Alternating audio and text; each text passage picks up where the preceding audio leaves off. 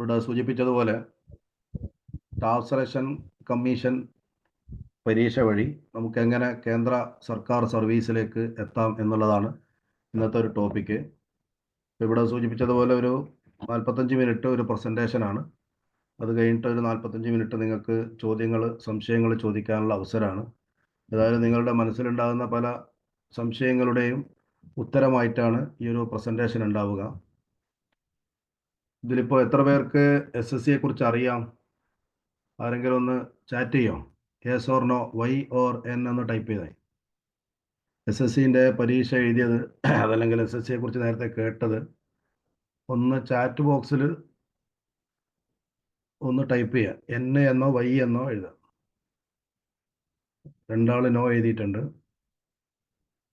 Yes, ഒരാൾ Y, മൂന്നാൾ no. എല്ലാവരും ഒന്ന് ടൈപ്പ് ചെയ്തോ. വൈ എന്നോ എൻ എന്നോ ടൈപ്പ് ചെയ്തോ. Yes, okay. കുറച്ച് പേരും കൂടി ടൈപ്പ് ചെയ്തോളാം. ഓക്കെ.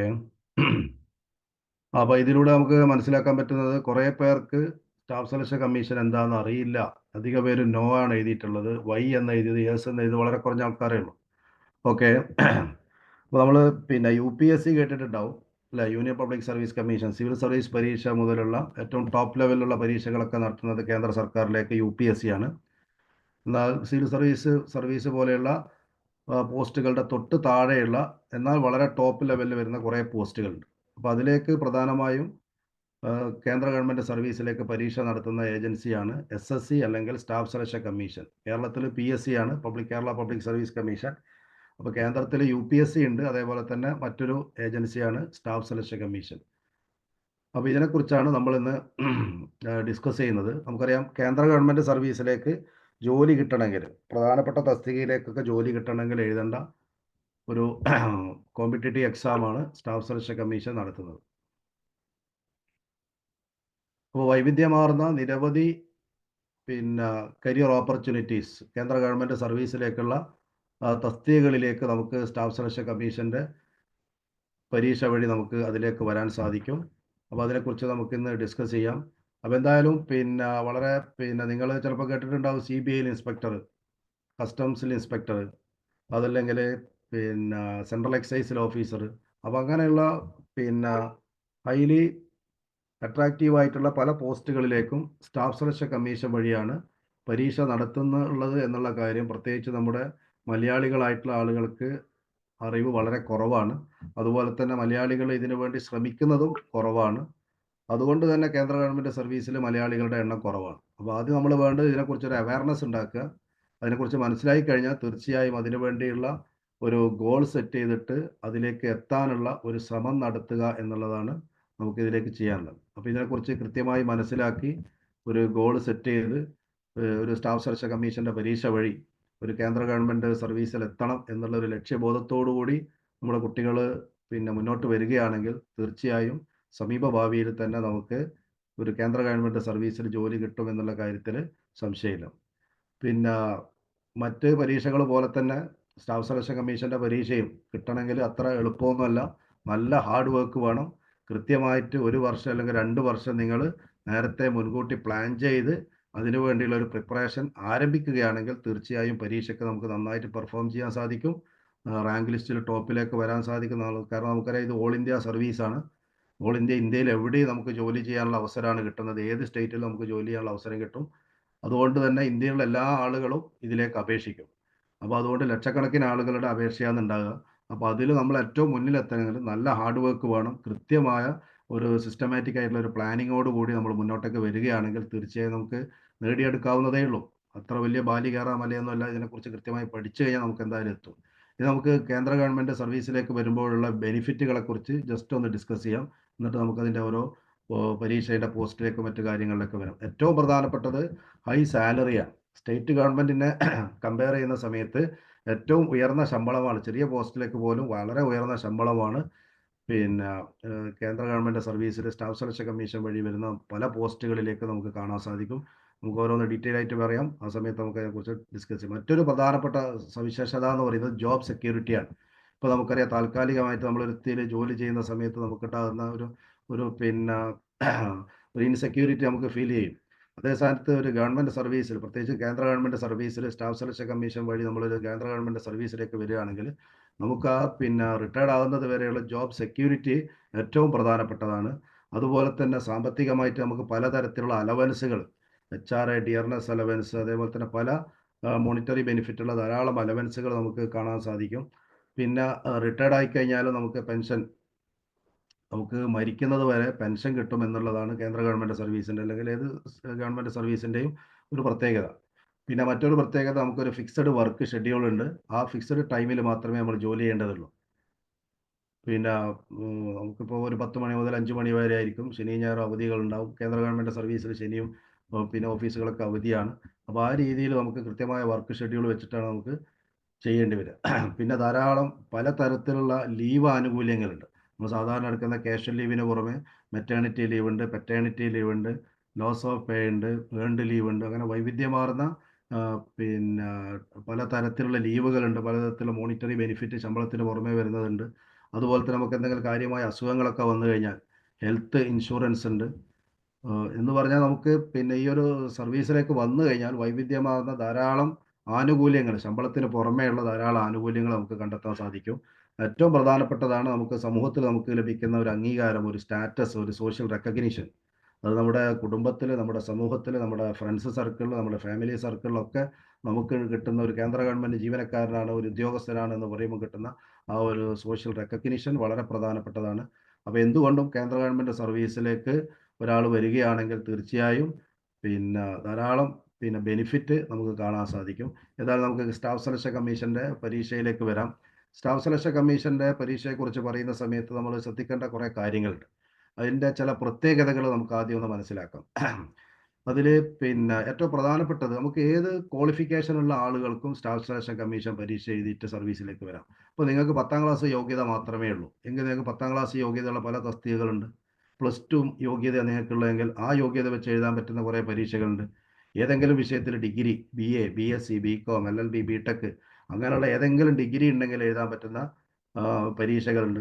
ഇനി അതേപോലെ തന്നെ ഏതെങ്കിലും പ്രത്യേക വിഷയത്തിൽ ഡിഗ്രിയോ മറ്റ് ക്വാളിഫിക്കേഷനോ ഉണ്ടെങ്കിൽ എഴുതാൻ പറ്റുന്ന പരീക്ഷകൾ. അങ്ങനെ പലതരത്തിലുള്ള പരീക്ഷകളുണ്ട്. സ്റ്റാഫ് സെലക്ഷൻ കമ്മീഷൻ നടത്തുന്ന പലതരത്തിലുള്ള പരീക്ഷകളുണ്ട്.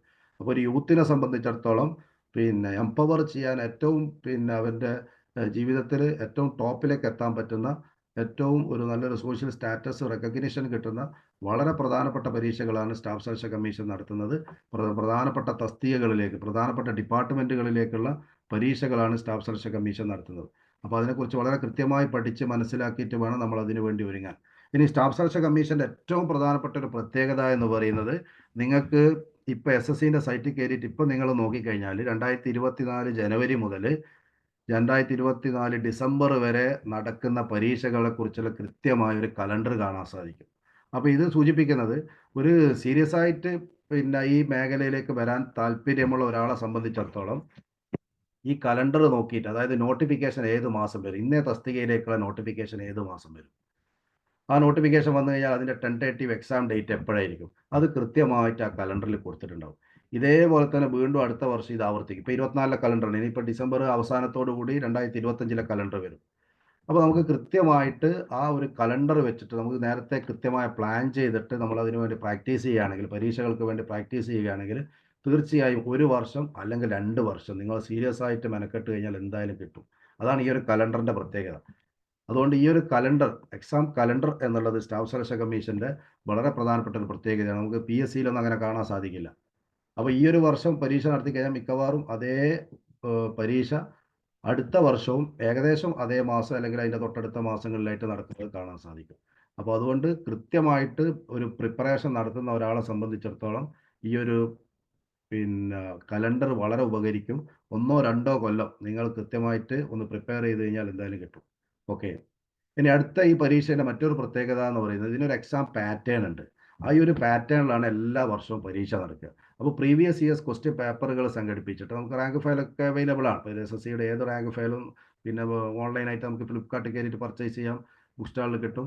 അപ്പോൾ ഇതിൻ്റെ ഒരു എക്സാം പാറ്റേൺ എന്ന് പറയുന്നത് ടയർ 1, ടയർ 2 ആണ്. അതായത് പ്രിലിമിനറി എക്സാം, മെയിൻ എക്സാം. അപ്പോൾ ടയർ 1 പ്രിലിമിനറി ആണ്. അത് പാസ്സായ ആളുകൾക്ക് ടയർ 2 എഴുതാൻ പറ്റും. ടയർ 2 കൂടി കഴിഞ്ഞു. ടയർ 2ൽ നിങ്ങൾക്ക് കിട്ടുന്ന മാർക്കാണ് റാങ്കിന് പരിഗണിക്കുന്നത്. ടയർ 1 എന്നുള്ളത് ക്വാളിഫയിങ് എക്സാം മാത്രമാണ്. ടയർ 2 എഴുതാൻ നിശ്ചിത മാർക്ക് വാങ്ങിയിരിക്കണം. എങ്കിലേ ടയർ 2 എഴുതാൻ പറ്റും. അപ്പോൾ ആ ഒരു തലത്തിലേക്ക് നിങ്ങൾ ടയർ 2 എഴുതി കഴിഞ്ഞ് നല്ല റാങ്ക് വന്നു കഴിഞ്ഞാൽ, റാങ്ക് ലിസ്റ്റിൽ വന്നു കഴിഞ്ഞാൽ മിക്കവാറും എല്ലാവർക്കും ജോലി കിട്ടും എന്നുള്ളതാണ് മറ്റൊരു പ്രത്യേകത. പിന്നെ ഇതിന് ഇൻ്റർവ്യൂ ഒന്നുമില്ല. മറ്റ് പരീക്ഷകൾക്ക് തസ്തികകൾക്കൊക്കെ പലതിന് ഇൻ്റർവ്യൂ ഉണ്ടാകും. സ്റ്റാഫ് സെലക്ഷൻ കമ്മീഷൻ നടത്തുന്ന ഒരു പരീക്ഷയ്ക്കും ഇൻ്റർവ്യൂ ഇല്ല. പിന്നെ ചില പരീക്ഷകൾക്ക് സ്കിൽ ടെസ്റ്റ് ഉണ്ടാവും. ചിലത് ടൈപ്പിംഗ് ആവശ്യമുള്ളതാണെങ്കിൽ ടൈപ്പ് റൈറ്റിങ്ങിൻ്റെ ടെസ്റ്റ് ഉണ്ടാവും. പിന്നെ ചില ഫോഴ്സുകളിലേക്കൊക്കെ വരുന്നതാണെങ്കിൽ അതിന് ഫിസിക്കൽ ടെസ്റ്റ് ഉണ്ടാവും, മെഡിക്കൽ ടെസ്റ്റ് ഉണ്ടാവും. അങ്ങനെയുള്ളതല്ലാതെ വേറെ എഴുത്ത് പരീക്ഷ ജയിച്ചു കഴിഞ്ഞാൽ പിന്നെ ടയർ 2 കഴിഞ്ഞാൽ നമ്മൾ റാങ്ക് ലിസ്റ്റിലേക്ക് വരികയാണ്. അപ്പോൾ അതാണ് അതിൻ്റെ ഒരു എക്സാം പാറ്റേൺ. അപ്പോൾ അത് നമ്മൾ കൃത്യമായിട്ട് മനസ്സിലാക്കുക. പിന്നെ പരീക്ഷേൻ്റെ മറ്റൊരു രീതി എന്ന് പറയാം, എല്ലാം മൾട്ടിപ്പിൾ ചോയ്സ് ക്വസ്റ്റ്യൻസ് ആണ്. ഒരു ചോദ്യം അതിന് 4 ഉത്തരം, ABCD. അത് നമ്മൾ പിന്നെ കമ്പ്യൂട്ടർ ബേസ്ഡ് ടെക്സ്റ്റ് എക്സാമാണ്. അപ്പോൾ CBT ആണ്. അതുകൊണ്ട് തന്നെ കമ്പ്യൂട്ടറിൽ നമ്മൾ ക്ലിക്ക് ചെയ്താൽ മതി, കറുപ്പിക്കേണ്ട ആവശ്യമൊന്നുമില്ല. ഇപ്പോൾ OMR പേപ്പർ ആണെങ്കിൽ നമ്മൾ കറുപ്പിക്കണം. ഇത് ആ സമയം കുറേ പോകും. ഇത് നമുക്ക് പിന്നെ ജസ്റ്റ് ഒന്ന് ക്ലിക്ക് ചെയ്താൽ മതി. ABCD മോഡലാണ് എല്ലാം. അപ്പോൾ ഒന്നും ഡിസ്ക്രിപ്റ്റീവ് ആയിട്ടൊന്നും പഠിച്ച് എഴുതേണ്ട പരീക്ഷ എന്നല്ല, എല്ലാം ഒബ്ജക്റ്റീവ് ടൈപ്പാണ്. അതാണ് ഇതിൻ്റെ മറ്റൊരു പ്രത്യേകത. പിന്നെ ഏറ്റവും പ്രധാനപ്പെട്ട ഒരു പ്രത്യേകത, ഇതിൻ്റെ ഏജ് ലിമിറ്റ് എന്ന് പറയുന്നത് 27 ഇയേഴ്സ് ആണ്. 27 വയസ്സ് കഴിഞ്ഞാൽ പിന്നെ ഈ പരീക്ഷ എഴുതാൻ സാധിക്കില്ല സാധാരണഗതിയിലുള്ള ഒരാൾക്ക്. പിന്നെ ചില വിഭാഗങ്ങൾക്ക് ഏജ് റിലാക്സേഷൻസ് ഉണ്ട്. ഇപ്പം നിങ്ങളിപ്പോൾ OBC വിഭാഗത്തിൽപ്പെട്ട കുട്ടിയാണെങ്കിൽ വരുന്നുണ്ട്.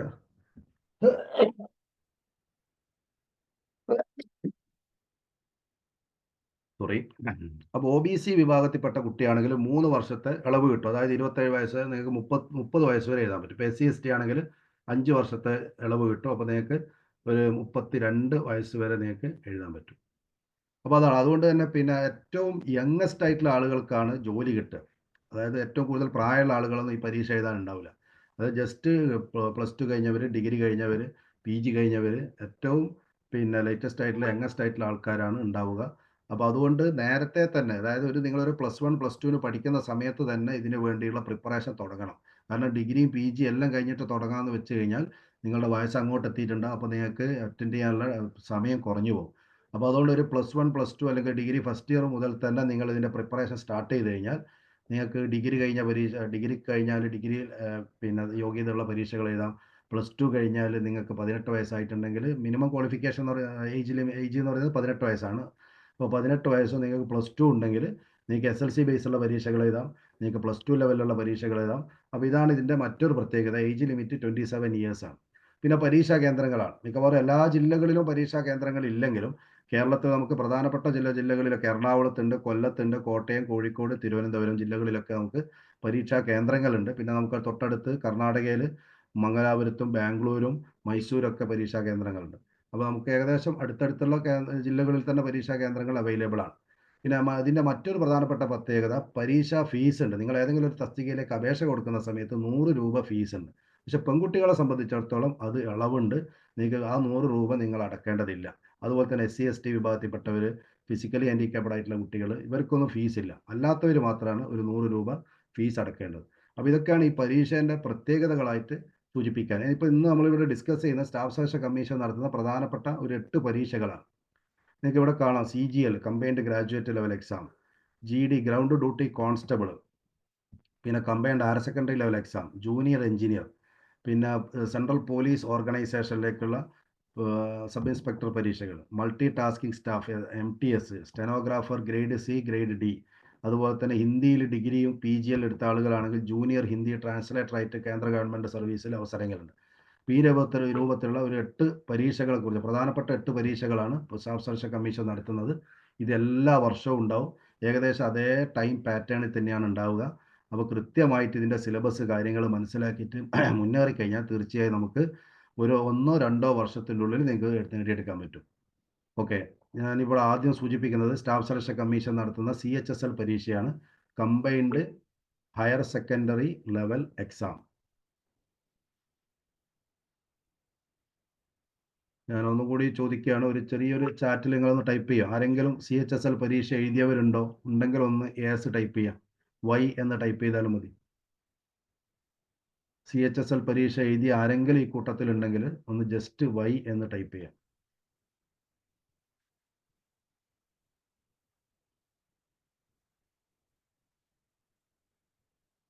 കുറച്ച് പേരും കൂടി ഒന്ന് ടൈപ്പ് ചെയ്യാം.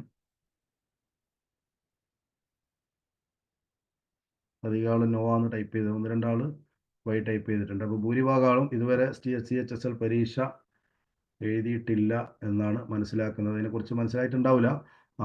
ഓക്കെ, നിങ്ങൾ ഒരു ലെവൽ അറിയാൻ വേണ്ടി ചോദിച്ചതാണ്. ഓക്കെ.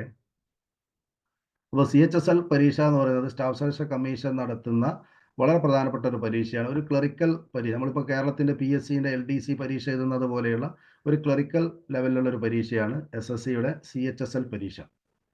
ഇപ്പോൾ കഴിഞ്ഞ തവണ വിളിച്ച സമയത്ത് ഏകദേശം ഒരു 4500, ഏകദേശം ഒരു 10,000-ൻ്റെ അടുത്ത് ഒഴിവുണ്ടായത്.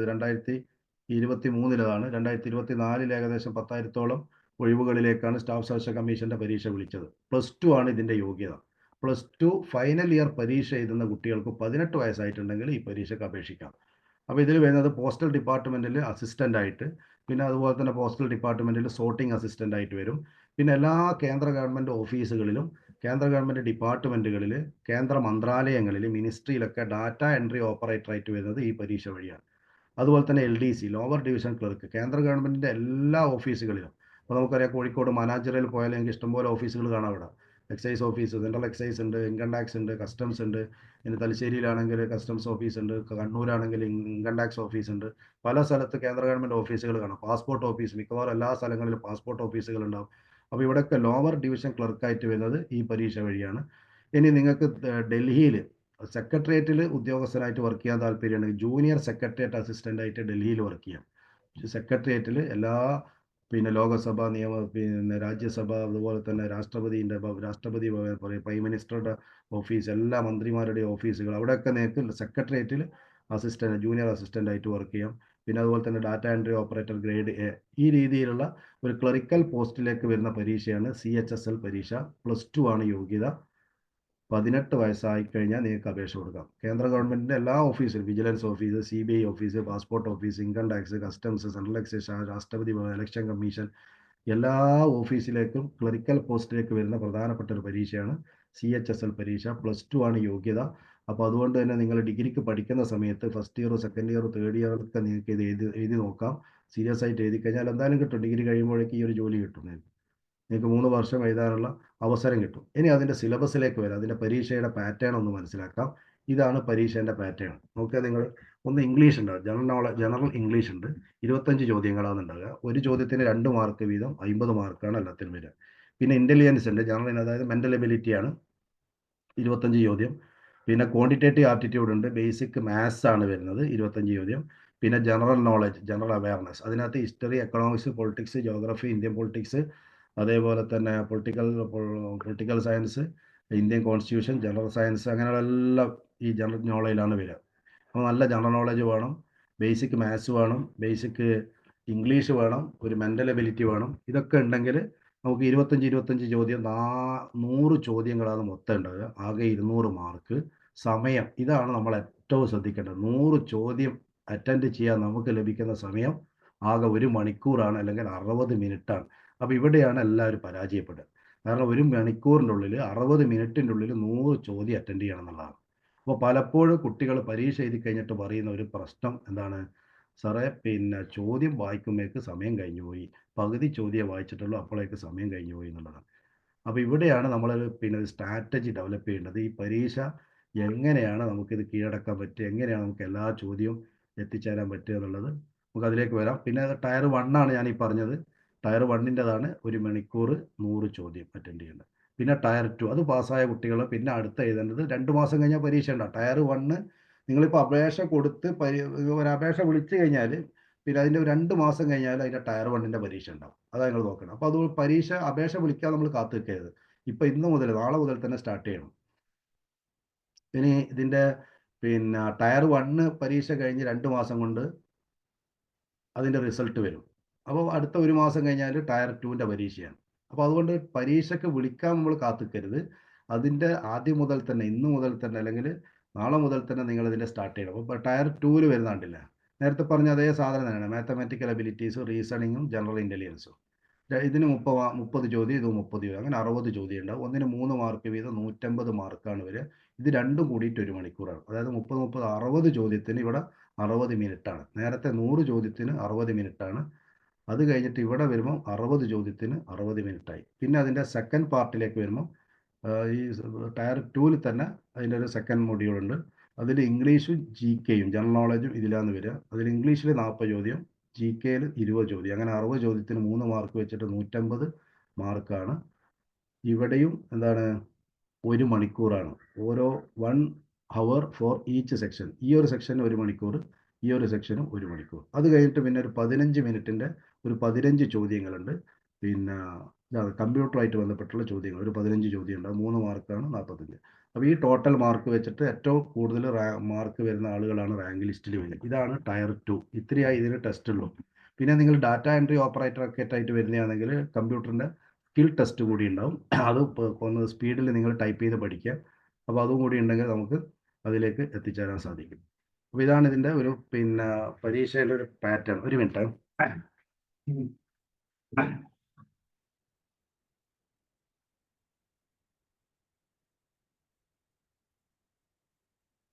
അപ്പോൾ ഇതിൽ പ്രിപ്പറേഷൻ സ്ട്രാറ്റജി ഏറ്റവും പ്രധാനപ്പെട്ടത് നമുക്ക് ഇത് പ്രാക്ടീസ്. നമുക്ക് പിന്നെ മോക്ക് ടെസ്റ്റുകൾ നടത്താം. ഇനി അതല്ലെങ്കിൽ ഇഷ്ടംപോലെ പ്രീവിയസ് ഇയേഴ്സ് ക്വസ്റ്റ്യൻ പേപ്പേഴ്സ് നമുക്ക് റാങ്ക് ഫയൽ വാങ്ങിയാൽ കിട്ടും. അപ്പോൾ അത് വെച്ചിട്ട് ടൈം വെച്ചിട്ട് നിങ്ങൾ പ്രാക്ടീസ് ചെയ്യണം. കാരണം നിങ്ങൾക്ക് ആദ്യം 1 മണിക്കൂറിൻ്റെ ഉള്ളിൽ ഈ 100 ചോദ്യം ഒന്നും അറ്റൻഡ് ചെയ്യാൻ പറ്റില്ല ആദ്യമായിട്ട് വരുന്ന ഒരു കുട്ടിയെ സംബന്ധിച്ചിടത്തോളം. അപ്പോൾ അങ്ങനെയുള്ള കുട്ടികൾ ചെയ്യേണ്ടത് വെച്ചാൽ 25 ചോദ്യത്തിൻ്റെ ഒരു ന്യൂമറിക്കൽ എബിലിറ്റി എടുക്കുക. അപ്പോൾ നിങ്ങളുടെ ഒരു വൈറ്റ് പേപ്പർ എടുത്തിട്ട് നമ്പർ എഴുതിയേക്കുക 1 to 25. അപ്പോൾ സ്റ്റാർട്ടിങ് ടൈം എഴുതുക 10 മണി. നിങ്ങൾ ചിലപ്പോൾ 25 ചോദ്യം ആദ്യം എഴുതി തീരുമ്പോഴേക്ക് ഒരു മണിക്കൂറായിട്ടുണ്ടാവും, 11 മണിയായിട്ടുണ്ടാവും. നിങ്ങൾ തന്നെ സ്വയം വാല്യുവേഷൻ നടത്തുക. അപ്പുറം പിറകിൽ അതിൻ്റെ ആൻസർ കീ ഉണ്ടാവും. അത് വെച്ചിട്ട് നിങ്ങൾക്ക് വാല്യുവേഷൻ നടത്താം. അപ്പോൾ ചിലപ്പോൾ നിങ്ങൾക്ക് 25 എണ്ണത്തിൽ ചിലപ്പോൾ 5 എണ്ണം ശരിയുണ്ടാവും. അപ്പോൾ റോങ് ആയിട്ടുള്ള എല്ലാത്തിൻ്റെയും എക്സ്പ്ലനേഷൻ അപ്പുറം കൊടുത്തിട്ട് അത് നോക്കുക.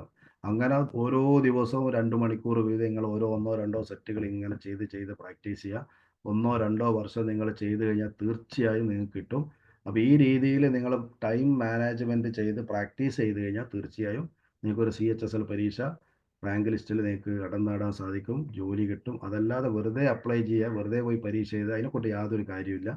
അപ്പോൾ അതുകൊണ്ട് പിന്നെ കൃത്യമായിട്ട് മോക്ക് ടെസ്റ്റുകൾ നടത്തുക, മാക്സിമം എഴുതി പ്രാക്ടീസ് ചെയ്യുക. അങ്ങനെയാണെങ്കിൽ എന്തായാലും ഒരു CHSLും അതുപോലെ തന്നെ മറ്റ് സ്റ്റാഫ് സെലക്ഷൻ്റെ കമ്മീഷൻ്റെ പരീക്ഷകളും നിങ്ങൾക്ക് കിട്ടും. ഇതാണ് എല്ലാ മത്സര പരീക്ഷകൾക്കും, പ്രത്യേകിച്ച് സ്റ്റാഫ് സെലക്ഷൻ കമ്മീഷൻ്റെ പരീക്ഷകൾക്ക് നിങ്ങൾ അവലംബിക്കേണ്ട ഒരു രീതി. ഇതിൽ ടൈം മാനേജ്മെൻറ്റാണ് ഏറ്റവും പ്രധാനപ്പെട്ടത്. കാരണം 1 മണിക്കൂർ 60 മിനിറ്റ് കൊണ്ട് 100 ചോദ്യമാണ് നിങ്ങൾ അറ്റൻഡ് ചെയ്യുന്നത്. അപ്പോൾ അത്രയും സ്പീഡായിരിക്കും. ഒരു ചോദ്യം വായിക്കുമ്പോൾ തന്നെ ഉത്തരം കിട്ടണം. അപ്പോൾ നിങ്ങൾ 1 കൊല്ലം 2 കൊല്ലം പ്രാക്ടീസ് ചെയ്ത് കഴിഞ്ഞാൽ ഏത് ചോദ്യം കാണുമ്പോൾ നിങ്ങൾക്ക് അതിൻ്റെ ഉത്തരം വരും. അധികം ആലോചിക്കേണ്ട ആവശ്യമില്ല. പിന്നെ തീർത്തും ഉത്തരം അറിയാത്തതാണെങ്കിൽ അത് അറ്റൻഡ് ചെയ്യേണ്ടതില്ല. കാരണം നെഗറ്റീവ് മാർക്കുണ്ട്. ഇപ്പോൾ കഴിഞ്ഞ ദിവസം ഒന്നിൻ്റെ റിസൾട്ട് വന്നിരുന്നു. CGLൻ്റെ റിസൾട്ടാണ് വന്നത്. അപ്പോൾ അതിൽ ഏകദേശം ഒരു 160 കട്ട് ഓഫ് പോയിരിക്കുന്നത്. OBC കാറ്റഗറിക്ക് 160 കട്ട് ഓഫ് പോയത്. അപ്പോൾ 160 എന്ന് പറയുമ്പോൾ 200-ൽ 160 എന്ന് പറയുമ്പം ഏകദേശം പിന്നെ ഒരു 80% മാർക്ക് വാങ്ങണം. അപ്പോൾ 25-ൽ ഒരു 20 മാർക്കെങ്കിലും ഓരോന്നിനും കിട്ടണം. ഒരു 2, 3, 4, 5 മാക്സിമം ഒരു 5 വരെയൊക്കെ നിങ്ങൾക്ക് വേണമെങ്കിൽ ഒഴിവാക്കാം. അപ്പോൾ ആ ഒരു റേഞ്ചിലേക്ക്, ആ ഒരു തലത്തിലേക്ക് നമുക്ക് ഉയരാൻ സാധിക്കണം. ഒരു 25 ചോദ്യങ്ങൾ എടുത്തു കഴിഞ്ഞാൽ ആ ഒരു 10-15 മിനിറ്റ് കൊണ്ട് 20 എണ്ണമെങ്കിലും ശരിയാക്കിയിട്ട് നമുക്ക് എഴുതി പിടിക്കാൻ സാധിക്കുകയാണെങ്കിൽ തീർച്ചയായും നമുക്ക് പിന്നെ ആ പരീക്ഷയിൽ വിജയിക്കാൻ സാധിക്കും. പിന്നെ അതേപോലെ തന്നെ മറ്റൊന്ന് ശ്രദ്ധിക്കേണ്ടത്, ചില കുട്ടികൾ ചില ഏരിയയിൽ വീക്കായിരിക്കും. ചില കുട്ടികൾ ഇംഗ്ലീഷിൽ വീക്കായിരിക്കും, ചില കുട്ടികൾ മാത്സിൽ വീക്കായിരിക്കും, ചില കുട്ടികൾ പിന്നെ ജനറൽ നോളജിൽ വീക്കായി. അപ്പോൾ നിങ്ങൾ ഏതിലാണോ വീക്കായിട്ടുള്ളത് അപ്പോൾ അതിന് കൂടുതൽ സമയം കണ്ടെത്തിയിട്ട് കൂടുതൽ പ്രാക്ടീസ് ചെയ്യുക. അപ്പോൾ അങ്ങനെ നിങ്ങളുടെ ലെവൽ എല്ലാറ്റിലും ഉയർത്തിക്കൊണ്ടുവരിക എന്നുള്ളത് മാത്രമാണ് ഈ ഒരു പരീക്ഷ നമുക്ക് പിടിച്ചെടുക്കാനുള്ള ഒരേ ഒരു മാർഗം എന്ന് പറയുന്നത്. ഞാൻ ഓരോ പരീക്ഷയെക്കുറിച്ച് ജസ്റ്റ് ഒന്ന് പരിചയപ്പെടുത്താം. 10ാം ക്ലാസ് കുട്ടികൾക്ക് എഴുതാൻ പറ്റുന്ന ഒരു പരീക്ഷയാണ് MTS, മൾട്ടി ടാസ്കിംഗ് സ്റ്റാഫ്. ഓഫീസിൽ ഒരു സ്റ്റാഫായിട്ടുള്ള ക്ലർക്കല്ല, ക്ലർക്കിൻ്റെ താഴെയുള്ള സ്റ്റാഫായിട്ടുള്ള ഒരു പോസ്റ്റാണ് മൾട്ടി ടാസ്കിംഗ് സ്റ്റാഫ് MTS. ഇതിന് 10ാം ക്ലാസ്സാണ് യോഗ്യത. 10ാം ക്ലാസ് യോഗ്യതയുള്ള ഏത് കുട്ടിക്കും 18 വയസ്സായിട്ടുണ്ടെങ്കിൽ ഇതിന് അപേക്ഷിക്കാം. നേരത്തെ പറഞ്ഞ ഏജ് ലിമിറ്റ് നോക്കണം, 27+3 അങ്ങനെയുള്ള കാര്യം. ഇപ്പോൾ കഴിഞ്ഞ ദിവസം 2024 നോട്ടിഫിക്കേഷൻ ഉണ്ടായിരുന്നു. 8326 ഒഴിവുകളിലേക്കാണ് വിളിച്ചത്. അപ്പോൾ ഇതാണ് ഇതിൻ്റെ മറ്റൊരു പ്രത്യേകത. അതായത് 10,000കണക്കിന് ഒഴിവുകളിലേക്കാണ് ഒരേ സമയം വിളിക്കുന്നത്. അപ്പോൾ അതുകൊണ്ട് തന്നെ ജോലി കിട്ടാനുള്ള സാധ്യത വളരെ കൂടുതലാണ്. MTSൻ്റെ സിലബസ് നേരത്തെ പറഞ്ഞ അതേ രീതി തന്നെ, ചെറിയ ആ പാറ്റേണിൽ ചെറിയ വ്യത്യാസമുണ്ട്. അപ്പോൾ മാത്സ് ആണെങ്കിൽ 20 ചോദ്യം, നേരത്തെ 25ആണ് പറഞ്ഞത് CHSL.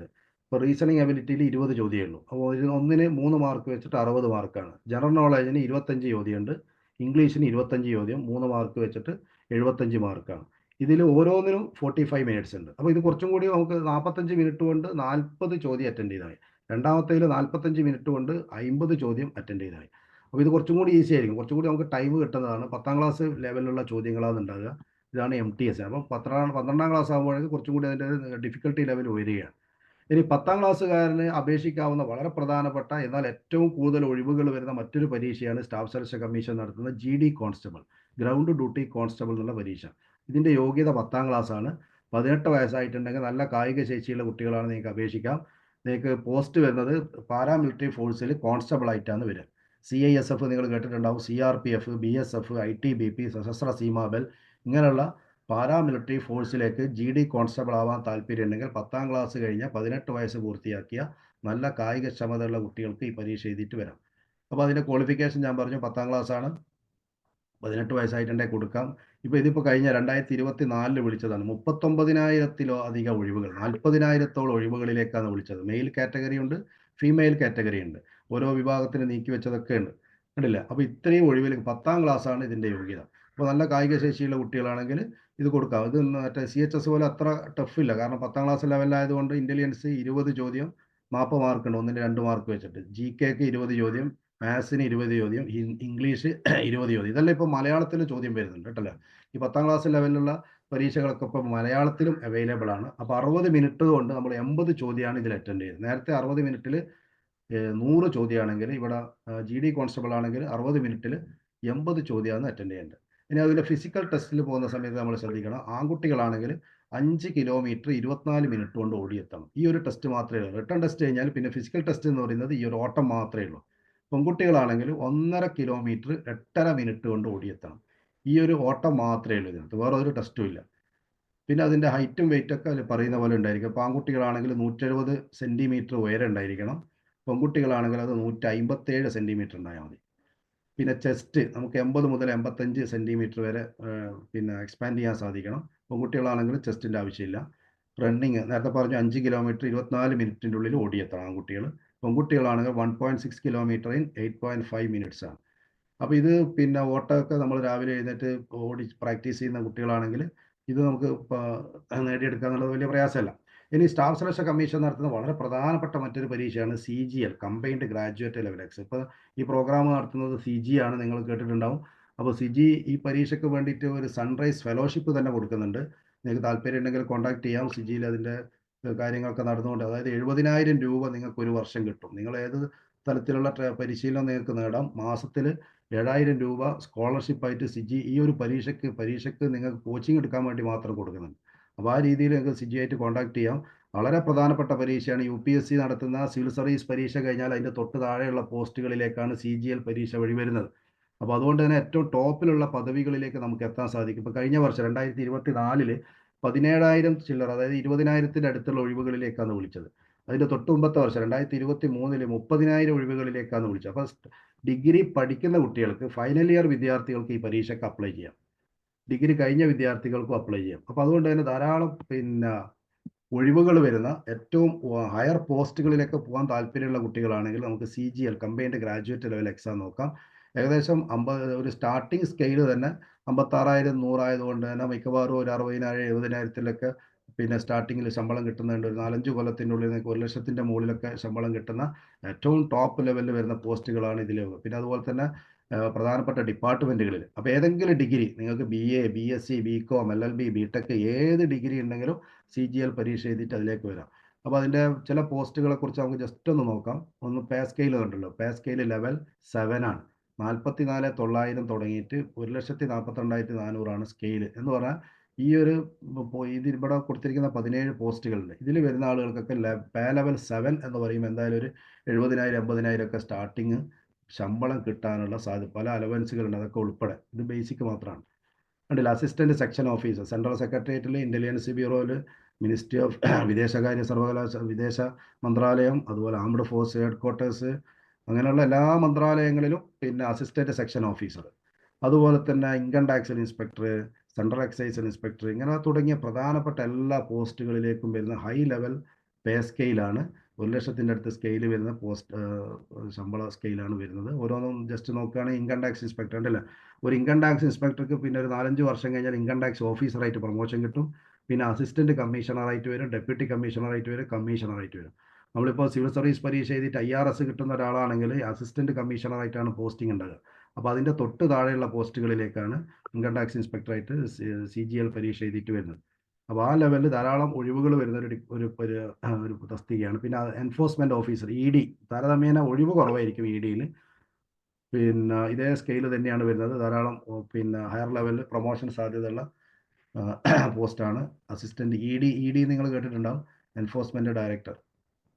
യെസ്. അതുപോലെ തന്നെ കസ്റ്റംസിൽ ഓഫീസറാകുന്നത് അതും ഈ പറഞ്ഞ പോലെ തന്നെ ഇതേ സ്കെയിലാണ് വരുന്നത്. അസിസ്റ്റന്റ് അപ്രൈസർ ആവാം, പിന്നെ അസിസ്റ്റന്റ് കമ്മീഷണർ ആവാം, ഡെപ്യൂട്ടി കമ്മീഷണർ, ജോയിന്റ് കമ്മീഷണർ, അങ്ങനെ ടോപ്പ് ലെവലിലേക്ക് പോകാൻ പറ്റുന്ന പദവികളാണ്. പിന്നെ കസ്റ്റംസിൽ തന്നെ പ്രിവെന്റീവ് ഓഫീസർ ഉണ്ട്. ഇതും നമുക്ക് സൂപ്രണ്ടായിട്ട് പ്രൊമോഷൻ കിട്ടും. പിന്നെ അസിസ്റ്റന്റ് കമ്മീഷണർ, ഡെപ്യൂട്ടി കമ്മീഷണർ, അങ്ങനെ ടോപ്പിലേക്ക് പോവാം. ഓക്കെ. പിന്നെ സെൻട്രൽ എക്സൈസ്, ധാരാളം ഒഴിവുകൾ വരുന്ന ഒരു ഡിപ്പാർട്ട്മെന്റാണ് സെൻട്രൽ. ഇപ്പോൾ കഴിഞ്ഞ വർഷത്തെ ഒഴിവിനനുസരിച്ചിട്ട് വന്ന വേക്കൻസിയാണ് ഇവിടെ താഴെ കൊടുത്ത് 2000 ഒഴിവുകളാണ് ഉണ്ടായത്. 17,000-ൽ 2000 ഒഴിവുകൾ സെൻട്രൽ എക്സൈസിൽ ഇൻസ്പെക്ടറായിട്ടാണ്. അതും ടോപ്പ് ലെവലിൽ നമുക്ക് പ്രൊമോഷൻ സാധ്യതകളൊക്കെ ഉള്ള വളരെ പ്രധാനപ്പെട്ട GSTൻ്റെ ഡിപ്പാർട്ട്മെൻറ്റാണ് വരുന്നത്. പിന്നെ CBI, എല്ലാവർക്കും പിന്നെ അത് മമ്മൂട്ടിൻ്റെ സിനിമ കണ്ടിട്ടുണ്ടെങ്കിൽ ഒരു താല്പര്യം ഉണ്ടാവും CBIയിൽ ഇൻസ്പെക്ടർ ആവാന്നുള്ളത്. അപ്പോൾ പല കുട്ടികൾ പല സ്ഥലത്തും പിന്നെ ക്ലാസ് എടുക്കാൻ പോകുമ്പോൾ ചോദിക്കുന്നത് CBIയിൽ എങ്ങനെയാണ് ഇൻസ്പെക്ടർ ആകുക. അപ്പോൾ ഈ CGL പരീക്ഷയാണ് എഴുതുന്നത്. താരതമ്യേന ഒഴിവുകൾ കുറവായിരിക്കും. പോലീസിൻ്റെ എല്ലാ ട്രെയിനിങ്ങും ഉണ്ടാവും. ഒരു പോലീസ് SIക്ക് എന്തെല്ലാം ട്രെയിനിങ് ഉണ്ടോ അതെല്ലാ ട്രെയിനിങ്ങും എഴുത്ത് പരീക്ഷയ്ക്ക് ശേഷം CBIയിൽ ഉണ്ടാവും. അപ്പോൾ പിന്നെ നല്ലൊരു ഇൻവെസ്റ്റിഗേഷൻ താല്പര്യമുള്ള കുട്ടികളൊക്കെ ആണെങ്കിൽ ആ ഡിപ്പാർട്ട്മെൻറ്റ്. പിന്നെ എല്ലാ ഡിപ്പാർട്ട്മെൻറ്റിലെയും അസിസ്റ്റൻറ്റ് സെക്ഷൻ ഓഫീസറായിട്ട് വരും. കണ്ടില്ലേ നിങ്ങൾ? അസിസ്റ്റൻറ്റ് സെക്ഷൻ ഓഫീസർ, പിന്നെ സെക്ഷൻ ഓഫീസറാവും, പിന്നെ അണ്ടർ സെക്രട്ടറി ആവും, പിന്നെ ഡെപ്യൂട്ടി സെക്രട്ടറി ആവും, പിന്നെ ഡയറക്ടർ ആവും. ഇങ്ങനെ ടോപ്പ് ലെവൽ ഒരു മന്ത്രാലയത്തിൻ്റെ ഒരു ഡിപ്പാർട്ട്മെൻറ്റിൻ്റെ ഡയറക്ടർ പോസ്റ്റിലേക്ക് വരെ എത്താൻ പറ്റുന്ന ഒരു പോസ്റ്റാണ് അസിസ്റ്റൻറ്റ് സെക്ഷൻ ഓഫീസർ. അതുപോലെ തന്നെ അടുത്ത കണ്ടില്ലേ നിങ്ങൾ, പേ ലെവൽ 6 ആണ്. നേരത്തെ പറഞ്ഞ പേ ലെവൽ 7 ആണ്. അപ്പോൾ ഇതിൽ കുറച്ച് കുറവുണ്ടാവും. അപ്പോൾ അതിൽ വരുന്ന കുറേ പോസ്റ്റുകൾ പേ ലെവൽ 6ൽ വരുന്ന പോസ്റ്റുകളാണ് ഇതൊക്കെ. അതിൽ divisional accountant, CAG, controller and auditor general ഡിപ്പാർട്ട്മെൻറ്റിൽ CAG. നമുക്ക് ധാരാളം പിന്നെ യാത്ര ചെയ്യാനൊക്കെ താല്പര്യമുള്ള ആളുകളാണെങ്കിൽ ഡിവിഷണൽ അക്കൗണ്ടൻറ്റ്, ഓഡിറ്റർ, അതുപോലെ തന്നെ NIAയിൽ ഇൻസ്പെക്ടറായിട്ട് വരാൻ താല്പര്യമാണെങ്കിൽ CGL പരീക്ഷയാണ് എഴുതേണ്ടത്. പിന്നെ ജൂനിയർ സ്റ്റാറ്റിസ്റ്റിക്കൽ ഓഫീസർ, ഇതിന് മാത്രം പിന്നെ യോഗ്യതയിൽ ചെറിയൊരു വ്യത്യാസമുണ്ട്. എക്കണോമിക്സിൽ അല്ലെങ്കിൽ സ്റ്റാറ്റിസ്റ്റിക്സിൽ ഡിഗ്രി ഉണ്ടായിരിക്കണം. ബാക്കിയുള്ളതിനെല്ലാം ഡിഗ്രിയാണ്, എനി ഡിഗ്രിയാണ് യോഗ്യത, ഉണ്ടല്ല. ഇതിന് മാത്രം ഒന്നിക്കുക മാത്സിൽ പിന്നെ +2 ലെവലിൽ മാത്സ് പഠിച്ചിരിക്കണം. അതല്ലെങ്കിൽ ഒരു ഡിഗ്രി സ്റ്റാറ്റിസ്റ്റിക്സ് ഉള്ള ഒരു ഡിഗ്രി ആയിരിക്കണം ഈ ജൂനിയർ സ്റ്റാറ്റിസ്റ്റിക്കൽ ഓഫീസർ. ബാക്കി എല്ലാ പോസ്റ്റിലേക്കും എനി ഡിഗ്രിയാണ് യോഗ്യത. പിന്നെ പേ ലെവൽ 5 ആണ്. അപ്പോൾ താഴോട്ട് പോവാണ് പേ ലെവൽ. അപ്പോൾ ചില ഡിപ്പാർട്ട്മെൻറ്റ് ചില തസ്തികയിലേക്ക് പേ ലെവൽ വ്യത്യാസം ഉണ്ടാവും. അപ്പോൾ ഏറ്റവും ടോപ്പിലുള്ള പേ ലെവലിലേക്ക് വരണമെങ്കിൽ നിങ്ങൾക്ക് റാങ്ക് ഏറ്റവും ടോപ്പ് കിട്ടുകയാണെങ്കിൽ ഉയർന്ന തസ്തികയിലേക്ക് തന്നെ വരാൻ പറ്റും. അതുപോലെ തന്നെ ഓഡിറ്ററിൻ്റെ പോസ്റ്റ് ഉണ്ട്. പിന്നെ accountant in CGA, controller general of അക്കൗണ്ട്സിൽ നിങ്ങൾക്ക് ഓഡിറ്ററായിട്ട് വരാം. പിന്നെ അതേപോലെ തന്നെ പേ ലെവൽ 4ൽ വരുന്ന കുറേ പോസ്റ്റുകളുണ്ട്. ഇങ്ങനെ പറഞ്ഞു കഴിഞ്ഞാൽ CGL പരീക്ഷയിൽ പിന്നെ നിരവധി പോസ്റ്റുകളിലേക്കാണ് ഒറ്റ പരീക്ഷയിൽ വരുന്നത്. ഇനി അതിൻ്റെ ഒരു എക്സാം പാറ്റേൺ ജസ്റ്റ് നമുക്ക് നോക്കാം. നേരത്തെ CHSLൻ്റെ പറഞ്ഞ അതേ രീതിയിലാണ് ഇവിടെ ഇതിൻ്റെ ടയർ 1 കണ്ടില്ല. 100 മാർക്ക് എല്ലാം 25 വീതം, സമയം 1 മണിക്കൂറാണ്. 60 മിനിറ്റിൽ 100 ചോദ്യം. ഇനി അതിൻ്റെ പാറ്റേൺ 2ലേക്ക് വരുമ്പോൾ നോക്കാം. മാത്സും റീസണിങ് കൂടിയിട്ട് 30 60 ചോദ്യങ്ങളാണ്, 1 മണിക്കൂറാണ്. പിന്നെ അതിൻ്റെ സെക്ഷൻ പാർട്ടിൽ അടുത്ത പാർട്ടിൽ ഇംഗ്ലീഷും ജനറൽ നോളജാണ്. 45 ചോദ്യം, 25 ചോദ്യം, 70 ചോദ്യമുണ്ട്. 1 മണിക്കൂറാണ് സമയം വരുന്നത്. രണ്ടിനും ഓരോ മണിക്കൂർ വീതമാണ് വരിക. ഇതാണ് ടയർ 2ൽ വരുന്നത്. പിന്നെ ടയർ 2ൽ തന്നെ കമ്പ്യൂട്ടർ സയൻസിൻ്റെ അല്ലെങ്കിൽ കമ്പ്യൂട്ടർ ആയിട്ട് ബന്ധപ്പെട്ട 20 ചോദ്യങ്ങളുണ്ടാവും, 15 മിനിറ്റ് എക്സ്ട്രാ ഉണ്ടാവും. പിന്നെ അത് കഴിഞ്ഞിട്ട് ഡാറ്റ എൻട്രി, സ്പീഡ് ടെസ്റ്റ് ഉണ്ടാവും. മിക്കവാറും എല്ലാ പോസ്റ്റുകളിലേക്കും ഒരു ടൈപ്പിംഗ് ടെസ്റ്റ് ഉണ്ടാവും, കമ്പ്യൂട്ടർ ടൈപ്പിംഗ്. ഒരു 15 മിനിറ്റ് ഉണ്ടാവും. അതില്ലെങ്കിൽ എത്രത്തോളം ചെയ്യാൻ പറ്റുമെന്നുള്ള കാര്യം പരിശോധിക്കുക. പിന്നെ സ്റ്റാറ്റിസ്റ്റിക്കൽ ഇൻവെസ്റ്റിഗേറ്റർ ആണെങ്കിൽ മാത്രം അവർക്ക് സ്റ്റാറ്റിസ്റ്റിക്സിൻ്റെ ഒരു പേപ്പർ ഉണ്ടാവും, അല്ലാത്തവർ ഇത് എഴുതേണ്ടതില്ല. പിന്നെ ചില പോസ്റ്റുകളിലേക്ക് ഫിസിക്കൽ സ്റ്റാൻഡേർഡ് ടെസ്റ്റ് ഉണ്ട്. ഇപ്പോൾ സെൻട്രൽ എക്സൈസിൽ ഇൻസ്പെക്ടർ, കസ്റ്റംസിൽ ഇൻസ്പെക്ടർ, പിന്നെ അതേപോലെ തന്നെ സബ് ഇൻസ്പെക്ടർ, CBI, NIA, ഇതിലൊക്കെ പിന്നെ ഫിസിക്കൽ ടെസ്റ്റ് ഉണ്ടാവും. ബാക്കിയുള്ളതിലൊന്നും ഫിസിക്കൽ ടെസ്റ്റ് ഇല്ല. ടയർ 1 ടയർ 2 മാത്രം എഴുതിയാൽ മതി. പിന്നെ BTech, പിന്നെ പോളിടെക്നിക്കിലുള്ള എഞ്ചിനീയറിംഗ് ഡിപ്ലോമയൊക്കെ ഉള്ള കുട്ടികൾക്ക് എഴുതാൻ പറ്റുന്ന മറ്റൊരു സ്റ്റാഫ് സെലക്ഷൻ കമ്മീഷൻ നടത്തുന്ന പരീക്ഷയാണ് ജൂനിയർ എഞ്ചിനീയർ എന്നുള്ള പരീക്ഷ. ഇതിൽ civil engineering, mechanical engineering, electrical engineering, ഈ 3 കാറ്റഗറിയിൽ ക്വാളിഫൈഡ് ആയിട്ടുള്ള ആളുകളാണ്, ബ്രാഞ്ചിൽ ക്വാളിഫൈഡ് ആയിട്ടുള്ള ആളുകൾക്കാണ് ഈ പരീക്ഷ എഴുതാൻ പറ്റുക. ഈ പരീക്ഷ ഇതിപ്പോൾ കഴിഞ്ഞ വർഷം 2024 വിളിച്ചത് ഏകദേശം 1000ഓളം ഒഴിവുകളിലേക്കാണ് ജൂനിയർ എഞ്ചിനീയർ പോസ്റ്റ് വിളിച്ചത്. ഇത് പോളിടെക്നിക്കിൽ നിന്ന് ഡിപ്ലോമ കഴിഞ്ഞവർക്ക് എഴുതാം, ബിടെക് ഡിപ്ലോമ കഴിഞ്ഞവർക്ക് എഴുതാം. അപ്പോൾ border roads organisation, CPWD, central PWD, അതേപോലെ തന്നെ central water and power research station, ഇങ്ങനെ കേന്ദ്ര ഗവൺമെൻറ്റുമായിട്ട് ബന്ധപ്പെട്ട മന്ത്രാലയം, മിലിറ്ററി എഞ്ചിനീയറിംഗ് സർവീസസ്, MES, ഇങ്ങനെയുള്ള ഡിപ്പാർട്ട്മെൻറ്റുകളിലൊക്കെയാണ് ഈ ജൂനിയർ എഞ്ചിനീയർ പോസ്റ്റ് ഉണ്ടാകുക. അപ്പോൾ അതിൻ്റെ സിലബസ് കാര്യങ്ങളൊക്കെ മനസ്സിലാക്കേണ്ടത്, പിന്നെ ഒരു 2 മണിക്കൂറിൻ്റെ 2 പേപ്പറാണ്. ഫസ്റ്റ് പേപ്പറിൽ നേരത്തെ പറഞ്ഞ പോലെ ഇൻ്റലിജൻസ് അവയർനെസ്, പിന്നെ അതിൻ്റെ കൂടെ എഞ്ചിനീയറിങ്ങിൻ്റെ ഒരു ടെസ്റ്റും കൂടി ഉണ്ടാവും. അപ്പോൾ പൊതുവായിട്ടുള്ള, പിന്നെ പേപ്പർ 2ലും പിന്നെ ഇതിൽ മൊത്തത്തിൽ ഒരു 100 മാർക്കിൻ്റെ ജോലി ഉണ്ടാവും. പിന്നെ പേപ്പർ 2ൽ നിങ്ങൾ സിവിൽ ആണെങ്കിൽ സിവിൽ എഴുതുക, ഇലക്ട്രിക്കൽ ആണെങ്കിൽ ഇലക്ട്രിക്കലിൻ്റെ പേപ്പർ, മെക്കാനിക്കൽ ആണെങ്കിൽ മെക്കാനിക്കലിൻ്റെ 2 മണിക്കൂർ വീതമുള്ള 2 പേപ്പറാണ് ഉണ്ടാകും. യെസ്. പിന്നെ സ്റ്റാഫ് സെലക്ഷൻ കമ്മീഷൻ നടത്തുന്ന മറ്റൊരു പ്രധാനപ്പെട്ട പരീക്ഷയാണ് കമ്പൈൻഡ് ആംഡ് പോലീസ് ഫോഴ്സിലേക്ക് സബ് ഇൻസ്പെക്ടർ പരീക്ഷ. നേരത്തെ പറഞ്ഞ പാരാമിലിറ്ററി ഫോഴ്സിൽ GD കോൺസ്റ്റബിൾ ആണ് നേരത്തെ നമ്മൾ പറഞ്ഞത്, 10ാം ക്ലാസ് ഉണ്ടെങ്കിൽ എഴുതാൻ പറ്റുന്നത്. അപ്പോൾ അതിൽ പിന്നെ ഡിഗ്രി ഉണ്ടെങ്കിൽ എഴുതാൻ പറ്റുന്നതാണ് അതിൻ്റെ സബ് ഇൻസ്പെക്ടർ പോസ്റ്റ്. അതേപോലെ തന്നെ ഡൽഹി പോലീസിൽ സബ് ഇൻസ്പെക്ടറായിട്ട്. അപ്പോൾ ഇതിന് ഡിഗ്രി ഉണ്ടെങ്കിൽ നമുക്ക് ഈ പരീക്ഷ എഴുതിയേക്കാം. മിക്കവാറും ഒരു 5000 ഒഴിവുകളിലേക്കാണ് ഓരോ വർഷവും വിളിക്കാറുള്ളത്. കഴിഞ്ഞ വർഷം വിളിച്ചത് 4187 ഒഴിവുകളിലേക്കാണ് വിളിച്ചത്. ഇനി സ്റ്റാഫ് സെലക്ഷൻ കമ്മീഷൻ നടത്തുന്ന മറ്റൊരു പ്രധാനപ്പെട്ട പരീക്ഷയാണ് ഹിന്ദിയിൽ ഡിഗ്രി കഴിഞ്ഞവർ, PG കഴിഞ്ഞവർ, MA കഴിഞ്ഞവർക്കൊക്കെയാണ് കേന്ദ്ര ഗവൺമെൻറ് ഡിപ്പാർട്ട്മെൻറ്റിൽ മിക്കവാറും എല്ലാ മന്ത്രാലയങ്ങളും ഡിപ്പാർട്ട്മെൻറ്റിൽ ഹിന്ദി ട്രാൻസ്ലേറ്റർമാരുണ്ടാവും. അപ്പോൾ ജൂനിയർ ഹിന്ദി ട്രാൻസ്ലേറ്റർ ആവണമെങ്കിൽ JHT എന്നുള്ള പരീക്ഷ സ്റ്റാഫ് സെലക്ഷൻ കമ്മീഷൻ എല്ലാ കൊല്ലവും പരീക്ഷ നടത്തുന്നുണ്ട്.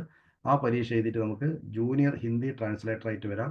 അതേപോലെ തന്നെ മറ്റൊരു പ്രധാനപ്പെട്ട പരീക്ഷയാണ്, നമ്മൾ ആരും നോക്കാത്തൊരു ഏരിയയാണ് സ്റ്റെനോഗ്രാഫർ പരീക്ഷ. സ്റ്റാഫ് സെലക്ഷൻ കമ്മീഷൻ നടത്തുന്ന grade C, grade D stenographer പരീക്ഷ. ഇതിൽ +2 ആണ് യോഗ്യത. പക്ഷേങ്കിൽ നിങ്ങൾ സ്റ്റെനോഗ്രാഫി പഠിച്ചിരിക്കണം. ഷോർട്ട് ഹാൻഡ് പഠിച്ച കുട്ടികളാണെങ്കിൽ കേന്ദ്ര ഗവൺമെൻറ് ഡിപ്പാർട്ട്മെൻറ്റിൻ്റെ എല്ലാ മന്ത്രാലയങ്ങളിലും പിന്നെ സ്റ്റെനോഗ്രാഫർ പോസ്റ്റ് ഉണ്ട്. അപ്പോൾ അത് പഠിപ്പിക്കുന്ന സ്ഥാപനങ്ങൾ എല്ലാ ജില്ലകളിലും ഉണ്ട്. നമുക്ക് കേരളത്തിൽ കണ്ണൂർ, കോഴിക്കോട്, എല്ലാ ജില്ലകളിലും 1-2 സ്ഥാപനങ്ങൾ ഗവൺമെൻറ് ഡിപ്പാർട്ട്മെൻ്റ് ഉണ്ട്.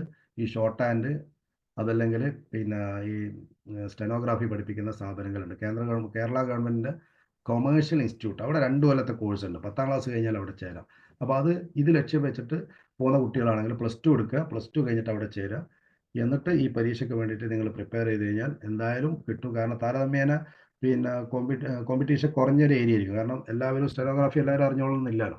അറിയുന്നവർ മാത്രമേ ഈ പരീക്ഷ എഴുതൂ. അപ്പോൾ അതുകൊണ്ട് തന്നെ കിട്ടാനുള്ള ഒരു സാധ്യതയും കൂടും. അപ്പോൾ ഉയർന്ന ശമ്പളത്തിൽ നമുക്ക് കേന്ദ്ര ഗവൺമെൻറ് ഓഫീസുകളിൽ വൈവിധ്യമാർന്ന നിരവധി ഡിപ്പാർട്ട്മെൻറ്റുകളിൽ നമുക്ക് പോസ്റ്റിലേക്ക് വരാൻ പറ്റുന്നതാണ്. ഇനി സ്റ്റാഫ് സെലക്ഷൻ കമ്മീഷൻ നടത്തുന്ന പ്രധാനപ്പെട്ട പരീക്ഷകളെക്കുറിച്ച് ഞാനിവിടെ സൂചിപ്പിച്ചു കഴിഞ്ഞു. ഒരു 5 മിനിറ്റ് നമുക്ക് ഒരു ഓൺലൈൻ രജിസ്ട്രേഷനായിട്ട് ബന്ധപ്പെട്ട കുറച്ച് കാര്യങ്ങൾ കൂടി പറഞ്ഞുകൊണ്ട് നമുക്ക് ഈ സെഷൻ അവസാനിപ്പിക്കാം. പിന്നെ നിങ്ങളുടെ ചോദ്യോത്തരങ്ങളിലേക്ക് വരാം. അപ്പോൾ ഇനി ആർക്കെങ്കിലും സ്റ്റാഫ് സെലക്ഷൻ കമ്മീഷൻ്റെ പരീക്ഷ എഴുതണം എന്ന് ആഗ്രഹിക്കുന്ന കുട്ടിയാണെങ്കിൽ SSCൻ്റെ സൈറ്റിൽ കയറിയിട്ട് ഓൺലൈൻ രജിസ്ട്രേഷൻ നടത്തണം. 1 ടൈം രജിസ്ട്രേഷൻ നടത്തണം ആദ്യം. 1 ടൈം രജിസ്ട്രേഷൻ നടത്തുമ്പോൾ നിങ്ങൾ ശ്രദ്ധിക്കേണ്ടത്, പിന്നെ ഇതുപോലെ സൈറ്റിൽ കയറി കഴിഞ്ഞാൽ ഇവിടെ കാണാൻ നിങ്ങൾക്ക് ന്യൂ യൂസർ എന്ന് കാണാം. ഇവിടെ ക്ലിക്ക് ചെയ്തിട്ട് നിങ്ങളുടെ complete details, personal details, academic details, എന്തെങ്കിലും സർട്ടിഫിക്കറ്റ് അപ്ലോഡ് ചെയ്യാണ്ടെങ്കിൽ അത്, പിന്നെ നിങ്ങളുടെ ഫോട്ടോ, ഒപ്പ് എല്ലാം സ്കാൻ ചെയ്യണം. അപ്പോൾ ഫോട്ടോ എന്ന് പറഞ്ഞാൽ ലൈവായിട്ട് തന്നെ അവിടെ അപേക്ഷ കൊടുക്കുന്ന സമയത്ത് തന്നെ അവിടുത്തെ ക്യാമറയിൽ ലൈവായിട്ട് ഫോട്ടോ എടുക്കണം. പിന്നെ നിങ്ങളുടെ പിന്നെ ഒപ്പ്, സിഗ്നേച്ചർ അതിലേക്ക് അപ്ലോഡ് ചെയ്യണം. ഇത്രയും കാര്യങ്ങൾ ചെയ്ത് കഴിഞ്ഞാൽ നിങ്ങൾക്കൊരു ഒരു യൂസർ നെയിമും ഒരു പാസ്വേഡും കിട്ടും. അത് ഡയറിയിൽ പിന്നെ എഴുതി വെക്കുക. അടുത്ത പ്രാവശ്യം പുതിയ നോട്ടിഫിക്കേഷൻ വരുന്ന സമയത്ത് ആ യൂസർ IDയും പാസ്വേഡും വെച്ചിട്ട് ലോഗിൻ ചെയ്യുക. ലോഗിൻ ചെയ്ത് കഴിഞ്ഞാൽ നിങ്ങൾക്ക് അപേക്ഷിക്കാനുള്ള പുതിയ നോട്ടിഫിക്കേഷൻ വന്നിട്ടുണ്ട്, അവിടെ കാണിക്കും. അവിടെ ക്ലിക്ക് ചെയ്യുക, അപ്ലൈ നൗ എന്നുള്ളിടത്ത് ക്ലിക്ക് ചെയ്തിട്ട് നിങ്ങൾക്ക് ഏത് തസ്തികയിലേക്കാണോ യോഗ്യത ഉള്ളത് ആ തസ്തികയിലേക്ക് നിങ്ങൾക്ക് അപേക്ഷിക്കാം. അങ്ങനെ ആണ് ഈ പരീക്ഷകൾക്ക് അപേക്ഷിക്കേണ്ടത്. ഇതിനുവേണ്ടി പിന്നെ നന്നായിട്ട് പ്രാക്ടീസ് ചെയ്യാം, കൃത്യമായിട്ട് ഇതിനുവേണ്ടിയുള്ള ഒരുക്കങ്ങൾ നടത്തുക. തീർച്ചയായും നമുക്ക് 1-2 വർഷത്തിനുള്ളിൽ നേടിയെടുക്കാവുന്നതാണ് സ്റ്റാഫ് സെലക്ഷൻ കമ്മീഷൻ നടത്തുന്ന പരീക്ഷകൾ. അപ്പോൾ അതിനെക്കുറിച്ച് കൃത്യമായി പഠിച്ച് മനസ്സിലാക്കി റാങ്ക് ഫയലുകൾ അവൈലബിൾ ആണ്. പ്രീവിയസ് ഇയേഴ്സ് ക്വസ്റ്റ്യൻ പേപ്പേഴ്സ് കിട്ടും. പിന്നെ സൈറ്റിൽ കയറിയാൽ തന്നെ നിങ്ങൾക്ക് പ്രീവിയസ് ഇയേഴ്സ് ക്വസ്റ്റ്യൻ പേപ്പർ കിട്ടും, സിലബസ് കിട്ടും, സിലബസിൻ്റെ ഡീറ്റെയിൽ ആയിട്ടുള്ള കാര്യങ്ങൾ കിട്ടും. അപ്പോൾ അങ്ങനെ നിങ്ങൾ 1-2 വർഷം മെനക്കെട്ട് പ്രത്യേകിച്ച് ഡിഗ്രിക്കൊക്കെ പഠിക്കുന്ന കുട്ടികളോട് പറയാനുള്ളത്, ഡിഗ്രി ഫസ്റ്റ് ഇയറിൻ്റെ കൂടെ തന്നെ നിങ്ങൾ ഇതിൻ്റെ പ്രാക്ടീസ് തുടങ്ങുക. എന്തായാലും ഡിഗ്രി കഴിയുമ്പോഴേക്ക് ഏതെങ്കിലും ഒരു പോസ്റ്റിലേക്ക് നിങ്ങൾക്ക് എത്താൻ പറ്റും. അപ്പോൾ ഇത്രയാണ് എനിക്ക് സൂചിപ്പിക്കാനുള്ളത്. എൻ്റെ ഒരു പ്രസൻറ്റേഷൻ ഇവിടെ അവസാനിപ്പിക്കുകയാണ്. ഇനി നിങ്ങൾക്ക് ചോദിക്കാനുള്ള സമയമാണ്. നിങ്ങൾക്ക് ചോദിക്കാം. Okay, thank U. അതിൽ നമ്മൾ ഒരു ഗൂഗിൾ ഫോം ഷെയർ ചെയ്തിട്ടുണ്ട്. അതിലേക്ക് നിങ്ങളുടെ ചോദ്യങ്ങൾ ടൈപ്പ് ചെയ്ത് ചോദിക്കാവുന്നതാണ്. നമുക്ക് 2 ചോദ്യങ്ങൾ വന്നിട്ടുണ്ട്. ഒന്ന് ബാനസീർ ആണ്. ഒരു ഓഫീസേഴ്സ് ജോബിന് വേണ്ട ഐസൈറ്റ് എങ്ങനെയാണ് എന്നാണ് ചോദിക്കുന്നത്. ഒന്ന് ഡീറ്റെയിൽ ആയിട്ട് ചോദിക്കാൻ പറ്റുമെങ്കിൽ ചോദിക്കാം. മൈക്കോണാക്കിട്ട് ചോദിച്ചോളൂ. എനിക്ക് ഐസൈറ്റ് -3 ഉള്ള പവറുള്ള കണ്ണാടിയാ വെക്കുന്നത്. അതുകൊണ്ട് ചോദിച്ചതാ. അതായത് പിന്നെ നേരത്തെ ഞാൻ പറഞ്ഞല്ലോ, ഫിസിക്കൽ ടെസ്റ്റ് ഉള്ളതൊക്കെ ആണെങ്കിൽ ഐസൈറ്റ് നോക്കും. ഇപ്പോൾ ഫിസിക്കൽ ടെസ്റ്റ് വേണ്ടുന്ന ചിലപ്പോൾ ഫോഴ്സുകളൊക്കെ വരുന്നില്ല. അപ്പോൾ അതിൽ ഐസൈറ്റും കൂടി നോക്കാം. അപ്പോൾ അതിൽ സാധാരണ അതിൽ 6 ആണ് ഉണ്ടാവാറുള്ളത്. അത് ഓരോ നോട്ടിഫിക്കേഷൻ വരുന്ന സമയത്ത് അതിൻ്റെ ഫിസിക്കൽ സ്റ്റാൻഡേർഡിൽ നിങ്ങൾ നോക്കിയാൽ മതി എന്താണെന്നുള്ളത്. മിക്കവാറും ഫോഴ്സിലേക്കൊക്കെ ആണെങ്കിൽ അത് വേണ്ടി വരും. അല്ലാത്തതിലൊന്നും പിന്നെ പ്രശ്നമില്ല. അല്ലാത്ത ഓഫീസർ റാങ്ക് അതിലേക്ക് വരുമ്പോൾ അതിൻ്റെ പ്രശ്നം വരുന്നില്ല. കാരണം വൈകല്യമുള്ള കുട്ടികൾക്ക് വരെ അതിൽ റിസർവേഷൻ ഉണ്ട്. അതിൽ ബ്ലൈൻഡ് ഉണ്ട്, ഡെഫ് ആൻഡ് ഡംബ് ഉണ്ട്, ലോക്കോമോട്ടോർ പിന്നെ അത് വരുന്നുണ്ട്. അപ്പോൾ അതുകൊണ്ട് അത് പ്രശ്നമല്ല. മറ്റു ഇതിലേക്കൊന്നും പ്രശ്നമില്ല. Okay, thank you sir. അടുത്തൊരു ചോദ്യം വന്നത് നീതു, ബോട്ടണിയിൽ PG ഉള്ള ആളാണ്. Can you please send any exam that suitable for 30+ age? 30+ പിന്നെ ഞാൻ പറഞ്ഞല്ലോ, അപ്പോൾ OBC ആണെങ്കിൽ 30 വരെ പോകാം. SC/ST ആണെങ്കിൽ 32 കിട്ടും. പിന്നെ അതിനകത്ത് വൈകല്യമുള്ള ആളുകളൊക്കെ ആണെങ്കിൽ അതിലും കൂടുതൽ വരുന്നുണ്ട്. എക്സ് സർവീസ്മാൻ അങ്ങനെയൊക്കെ ഉള്ള കാറ്റഗറിയാണ്. സാധാരണ നോർമൽ 27, OBC +3, SC/ST +5 ആ റേഞ്ചിലാണ് വരിക. Okay, thank U. 2 ചോദ്യങ്ങളാണ് നമുക്ക് ഗൂഗിൾ ഫോമിൽ വന്നിട്ടുള്ളത്. ആർക്കെങ്കിലും ചോദിക്കാനുണ്ടെങ്കിൽ ജസ്റ്റ് ഒന്ന് മൈക്ക് ഓൺ ആക്കിയിട്ട് ചോദിക്കാവുന്നതാണ്.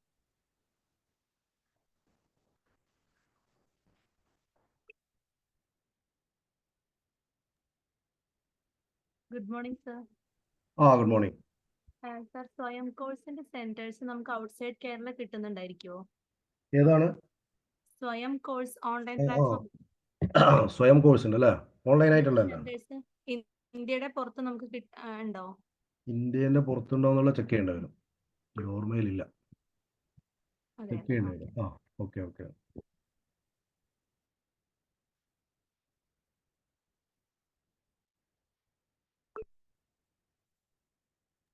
നമുക്ക് കരിയറുമായി ബന്ധപ്പെട്ട മറ്റു ചോദ്യങ്ങൾ ഉണ്ടെങ്കിലും നമുക്ക് ചോദിക്കാവുന്നതാണ്. കരിയർ കൗൺസിലേഴ്സ്, ജില്ലയിലെ പല കരിയർ കൗൺസിലേഴ്സും ഇവിടെ അവൈലബിൾ ആണ്. ഹലോ സാറേ. പറഞ്ഞോളൂ. സയൻസ് പഠിക്കുന്നതിന് വേണ്ടി ഏറ്റവും നല്ല ടെക്സ്റ്റ് ബുക്ക് ഏതാണ്? എന്താണ് മനസ്സിലായില്ല? സയൻസ് ജനറൽ പഠിക്കുന്ന. ക്ലിയർ ആയില്ല, വോയിസ് കട്ടായി പോകുന്നുണ്ട്. ഒന്നുകൂടി പറയാമോ? ജനറൽ അവയർനെസ്സിനകത്ത് കേൾക്കാം. ജനറൽ അവയർനെസ്സിനകത്ത് റാങ്ക് ഫയലിനെ കുറിച്ചാണ് ചോദിക്കുന്നത് അല്ലേ? പഠിക്കും. SSCക്ക് ധാരാളം കമ്പനികൾ റാങ്ക് ഫയൽ അവൈലബിൾ ആണ്. അതായത് നിങ്ങൾ പ്രീവിയസ് ഇയേഴ്സ് ക്വസ്റ്റ്യൻ പേപ്പർ തന്നെ നോക്കിയാൽ മതി. പ്രീവിയസ് ഇയേഴ്സ് ക്വസ്റ്റ്യൻ പേപ്പർ മിക്കവാറും എല്ലാ റാങ്ക് ഫയലിലും ഉണ്ടാവും. PYQ നോക്കിയാൽ തന്നെ ഒരുവിധം എല്ലാ ക്വസ്റ്റ്യനും പിന്നെ റിപ്പീറ്റ് ചെയ്ത് വരുന്നതായിട്ട് കാണാം. അപ്പോൾ അത് നോക്കിയാൽ തന്നെ ഏകദേശം എല്ലാ ജനറൽ സയൻസും ജനറൽ നോളജും എല്ലാം നമുക്ക് അതിൽ കിട്ടും. പിന്നെ അതിന് കൂടെ അഡീഷണൽ ആയിട്ട് കുറേ ചോദ്യങ്ങളും ഉണ്ടാവും. മിക്കവാറും എല്ലാ റാങ്ക് ഫയലും കിട്ടും. ഓക്കെ,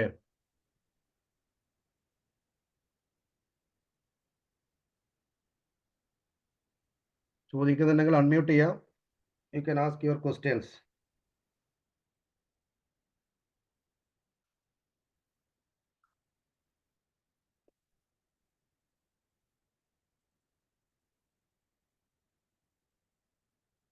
ഹലോ സാർ, കേൾക്കാമോ? കേൾക്കാം, പറയൂ. സാറേ, നമ്മളിപ്പം +2 ലെവലിൽ ഇപ്പൊ ഒരു 18-19 വയസ്സിലൊരാൾ എഴുതിയെടുത്താല് പിന്നീട് അവനോ അവളോ അല്ലെങ്കിൽ അച്ചീവ് ചെയ്യുന്നതിനനുസരിച്ച് ഇന്റേണലായിട്ട് പ്രൊമോഷനുള്ള സാധ്യതകൾ എങ്ങനെയാണ്? അതുണ്ട്. നിങ്ങൾക്ക് ഡിപ്പാർട്ട്മെന്റ് ടെസ്റ്റ് ചെയ്താം. ഇപ്പൊ +2 ലെവലിൽ പരീക്ഷ എഴുതി ഒരു സർവീസിൽ വന്നൊരു കുട്ടിയാണെങ്കിൽ യോഗ്യത പിന്നെ ജോലി കിട്ടുമ്പോഴൊക്കെ അവന് ഡിഗ്രി പൂർത്തിയാക്കിയിട്ടുണ്ട്. അപ്പോൾ അത് വെച്ചിട്ട് നിങ്ങൾക്ക് 2 സാധ്യതയുണ്ട്. ഒന്ന് സർവീസിൽ തന്നെ നിങ്ങൾക്ക് ഡിപ്പാർട്ട്മെന്റ് ടെസ്റ്റ് വരുന്നുണ്ട്. അത് എഴുതിയിട്ട് അങ്ങനെ പോവാം. ഇനി അതല്ലെങ്കിൽ കോമൺ ആയിട്ട് എല്ലാവർക്കും പബ്ലിക്കിന് എഴുതാൻ പറ്റുന്ന പോലെ തന്നെ ഡിഗ്രി ലെവലുള്ള പരീക്ഷയ്ക്ക് അപ്ലിക്കേഷൻ വിളിക്കുമ്പോൾ നിങ്ങൾക്ക് അതിന് അപ്ലൈ ചെയ്യാം. അത് കിട്ടിക്കഴിഞ്ഞാൽ അങ്ങോട്ടേക്ക് മാറാം. നമ്മുടെ PSC പോലെ ഡിപ്പാർട്ട്മെന്റൽ വഴി നമുക്ക് പ്രൊമോഷൻ സാധ്യതയുണ്ട് അല്ലേ? ഡിപ്പാർട്ട്മെന്റ് ടെസ്റ്റ് തന്നെ ഉണ്ട്. അത് നിങ്ങൾക്ക് ഇതിന്റെ കലണ്ടർ വരുമ്പോൾ അതിനകത്ത് കാണിക്കും. ഡിപ്പാർട്ട്മെന്റ് ടെസ്റ്റിന്റെ ഡേറ്റും കൂടി അതിൽ കൊടുത്തിട്ടുണ്ടാവും. Okay, thank you sir. Okay.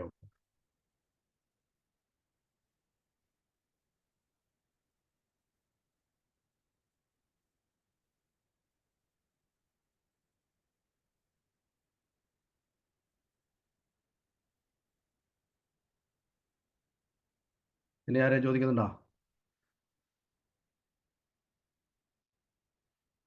Anybody?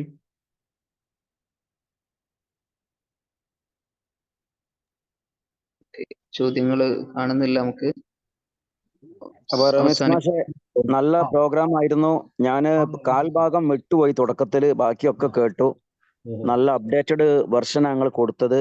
അപ്പൊ ആസ് യൂഷ്വൽ നിങ്ങൾ ഉഷാറായി ചെയ്തിട്ടുണ്ട്. സാറേ MTS കുറിച്ച് ഒന്നുകൂടെ പറയൂ സാർ. അതിന്റെ job SSLC MTS multi tasking സ്റ്റാഫാണ്. നമ്മളെ കേരളത്തിൽ നമ്മൾ പ്യൂൺ എന്നെല്ലാം പറയുന്ന പോലെയുള്ള ഒരു ഓഫീസ് സ്റ്റാഫാണ്. അപ്പോൾ അതിൻ്റെ യോഗ്യത 10ാം ക്ലാസ് ആണ്. അപ്പോൾ 10ാം ക്ലാസ് ലെവലിലുള്ള ചോദ്യങ്ങളാണ് വരിക. അപ്പോൾ ഇഷ്ടംപോലെ എല്ലാ ഓഫീസുകളിലും MTSന്റെ പോസ്റ്റുകൾ ഉണ്ടാവും. എല്ലാ ജില്ലകളിലും ഉണ്ട്. എല്ലാ ഡിപ്പാർട്ട്മെന്റിലും MTSന്റെ പോസ്റ്റുകൾ ഉണ്ടാവും. അപ്പോൾ കുറച്ചൊരു +2 ഡിഗ്രി എല്ലാം കഴിഞ്ഞ കുട്ടിയാണെങ്കിൽ കുറച്ചും കൂടി എഴുതി കിട്ടാനുള്ള സാധ്യത കുറച്ചും കൂടി കൂടും. കാരണം ഒരു 10ാം ക്ലാസ് ലെവലിലുള്ള ചോദ്യങ്ങളാണ് ഉണ്ടാകുക. പിന്നെ അതേപോലെ തന്നെ അതിന് സമയം 1 മണിക്കൂറാണെങ്കിൽ 80 ചോദ്യങ്ങളേ ഉണ്ടാവും. 60 മിനിറ്റ് കൊണ്ട് 80 ചോദ്യങ്ങൾ. ഒരു ചോദ്യം എഴുതി ചോദിച്ചിട്ടുണ്ട്. One time registration, PSC one time registration പോലെ SSCക്ക് വൺ ടൈം രജിസ്ട്രേഷൻ ഉണ്ട്. PSCക്ക് നിങ്ങൾ വൺ ടൈം രജിസ്ട്രേഷൻ ചെയ്യുന്നത് പോലെ തന്നെ SSCന്റെ സൈറ്റിൽ കയറിയിട്ട് വൺ ടൈം രജിസ്ട്രേഷൻ നടത്തുക. അപ്പോൾ നിങ്ങൾക്ക് യൂസർ ID പാസ്വേഡും കിട്ടും. അത് സൂക്ഷിച്ചു വെക്കുക. പുതിയ അപേക്ഷ വിളിക്കുന്ന സമയത്ത് അത് വെച്ചിട്ട് ലോഗിൻ ചെയ്യാം. അത് വെച്ചിട്ട് ലോഗിൻ ചെയ്തിട്ട് നിങ്ങൾക്ക് ഏത് തസ്തികയ്ക്കാണോ നിങ്ങൾ അപേക്ഷ കൊടുക്കുന്നത് അതിലേക്ക് നിങ്ങൾ അപ്ലൈ കൊടുത്താൽ മതി. ഓക്കെ. ഒരു ചോദ്യം വന്നു. എക്സാമിന്റെ CG ഫെലോഷിപ്പിന് അപ്ലൈ ചെയ്യേണ്ടത് CGന്റെ സൈറ്റിൽ കയറിയാൽ കോൺടാക്ട് നമ്പർ കിട്ടും. അപ്പോൾ അതിലൊന്ന് കോൺടാക്ട് ചെയ്ത് കഴിഞ്ഞാൽ ഡീറ്റെയിൽസ് കിട്ടും. CG.org. സൺറൈസ് ഫെലോഷിപ്പ് എന്നാണ് അതിൻ്റെ പേര്. സ്റ്റാഫ് സെലക്ഷൻ കമ്മീഷൻ നടത്തുന്ന CGL പരീക്ഷയ്ക്ക് വേണ്ടിയിട്ടുള്ള ഒരു CGയുടെ ഒരു ഫെലോഷിപ്പാണ്. മാസത്തിൽ 7000 രൂപ കിട്ടും. ഒരു വർഷത്തേക്ക് 70,000 ആണ് കിട്ടുന്നത്.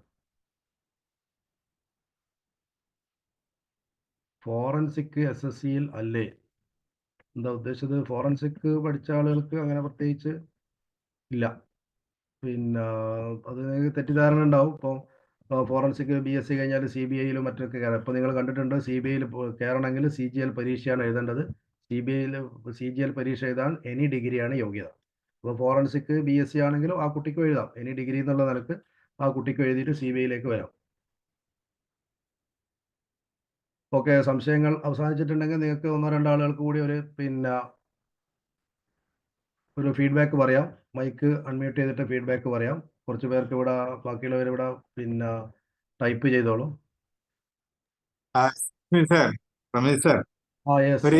ഒരു ചെറിയൊരു ഇൻട്രൊഡക്ഷൻ സെക്രട്ടറിയാണ്. Secretary sir. ഇപ്പോ നമ്മുടെ എഡ്യൂകെയർ എന്ന പേരിൽ പുതിയൊരു ഫെലോഷിപ്പ് കൊടുക്കുന്ന പരിപാടി കൂടെ തുടങ്ങിയിട്ടുണ്ട്. എഡ്യൂകെയർ ഇതേ പരിപാടി എഡ്യൂകെയർ കൊയിലാണ്ടി ആ ഏരിയയിലുള്ള ആളുകൾക്ക് വിശദീകരിച്ചോ. എഡ്യൂകെയർ എന്നാണ് അതിന്റെ പദ്ധതിയുടെ പേര്. അതിന് അപേക്ഷ കൊടുക്കേണ്ട സമയമാണ് ഈ സാർ ഇപ്പോൾ ക്ലാസ് എടുത്ത പോലുള്ള അത് ഈ പർട്ടിക്കുലർ കാര്യത്തിൽ നമ്മൾ 70,000 ഫെലോഷിപ്പ് കൊടുക്കും കുട്ടികളെ സെൻട്രൽ ഗവൺമെന്റ് CGL വഴിയുള്ള ജോലിയിൽ എത്തിക്കാൻ വേണ്ടി. അതിന് ബന്ധപ്പെട്ട നമ്പർ 9446 851216 9446851216. ഇത് കൂടാതെ ഒരു നമ്പർ കൂടെ ഉണ്ട്, 808 666 3004. ഇംഗ്ലീഷിലും പറയാം. 808 66 8304 8086663004 ഇതിൽ ഉൾപ്പെട്ട് നിങ്ങൾക്ക് അപേക്ഷിക്കാം. അതിന് ഒരുപാട് സഹായങ്ങൾ, വെറുതെ ഫീസ് പണം തരിക മാത്രമല്ല. Okay okay okay okay sir, sorry for thank you sir. Okay, അതിന്റെ ഡീറ്റെയിൽസ് കരിയർ ഇൻഫോ ഗ്രൂപ്പിലേക്ക് ഷെയർ ചെയ്യുക കൂടി ചെയ്യാം. ഓക്കെ, ആവശ്യമുള്ളവർക്ക് ആ രീതിയിൽ അപേക്ഷിക്കാം. സൈറ്റിൽ കയറിയാലും കിട്ടും, cg.org എന്നുള്ള സൈറ്റിൽ കയറിയാൽ കൂടുതൽ വിവരങ്ങൾ കിട്ടും. പിന്നെ ആരെങ്കിലും 2 ഫീഡ്ബാക്ക് പറഞ്ഞിട്ട് നമുക്ക് അവസാനിപ്പിക്കാം. അൺമ്യൂട്ട് ചെയ്തോളൂ, സംസാരിച്ചോളൂ.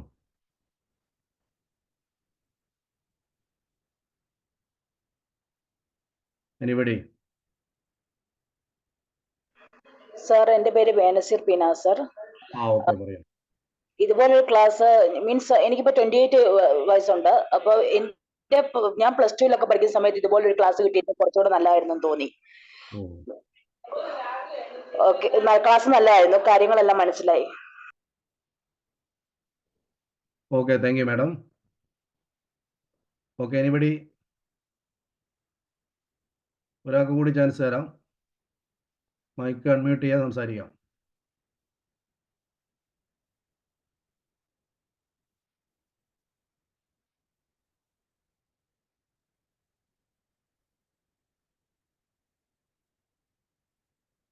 തരൂല്ല.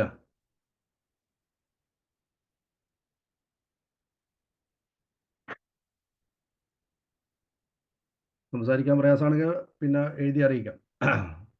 ആരെയും പറയുന്നുണ്ടോ? ഇല്ല, ഇഷ്ടംപോലെ ആളുണ്ടല്ലോ. Good morning sir.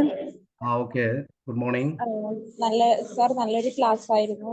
ഒരുപാട് കാര്യങ്ങൾ, സാധാരണ PSC, കേരള PSC-നെ കുറിച്ച് മാത്രമേ എല്ലാവർക്കും കൂടുതൽ അവെയർ ആയിരിക്കുള്ളൂ. പക്ഷെ എനിക്ക് ഈ SSC-ന്റെ കാര്യങ്ങളൊന്നും ഒരുപാട് അറിയില്ലായിരുന്നു. അപ്പൊ അത് എങ്ങനെയാണ് അപ്ലൈ ചെയ്യേണ്ടത്, അങ്ങനെയുള്ളതിനെ കുറിച്ച് ഡീറ്റെയിൽ ആയിട്ട് മനസ്സിലാക്കാൻ പറ്റി. നല്ലൊരു ക്ലാസ് ആയിരുന്നു സാർ, ഒരുപാട് ഇൻഫോർമേറ്റീവ് ആയിരുന്നു. Thank you sir. Okay, welcome Tanuja. Okay,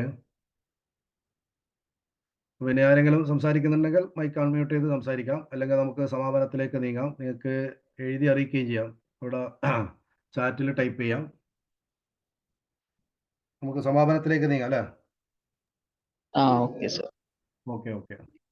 ഏകദേശം പിന്നെ ഈ ഒരു SSC-യുമായിട്ട് ബന്ധപ്പെട്ട എല്ലാ വിഷയങ്ങളും സാർ കവർ ചെയ്തിട്ടുണ്ട്.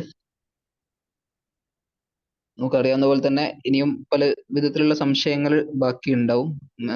സിജിയുടെ കോഴിക്കോടും മലപ്പുറവും ഉള്ള ഓഫീസുകളിൽ നിങ്ങൾക്ക് ബന്ധപ്പെടാവുന്നതാണ്.